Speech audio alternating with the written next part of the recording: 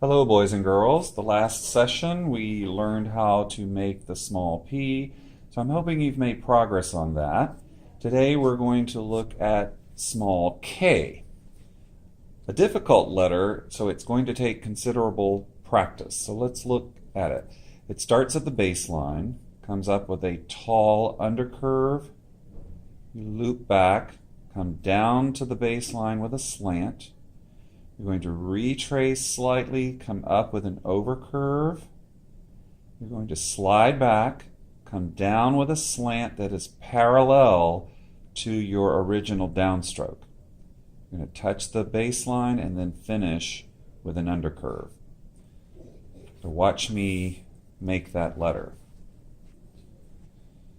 I'm putting my pencil at the baseline, pen or pencil, coming up with a tall undercurve stroke that comes all the way up to the headline. I'm going to loop back, come down with a slant line to the baseline.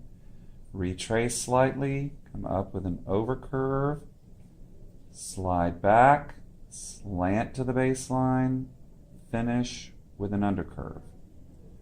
And just like we did with the P, I'm going to do a series of 3 of those.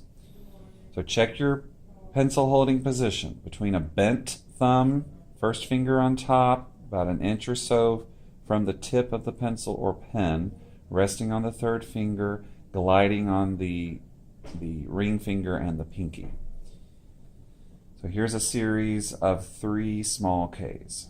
So tall undercurve, loop back, slant, retrace, overcurve, slide back, slant, tall undercurve, loop back, slant, overcurve, slide back, slant to the base, tall undercurve, loop back, slant, overcurve, slide back, slant to the baseline, finish with an undercurve.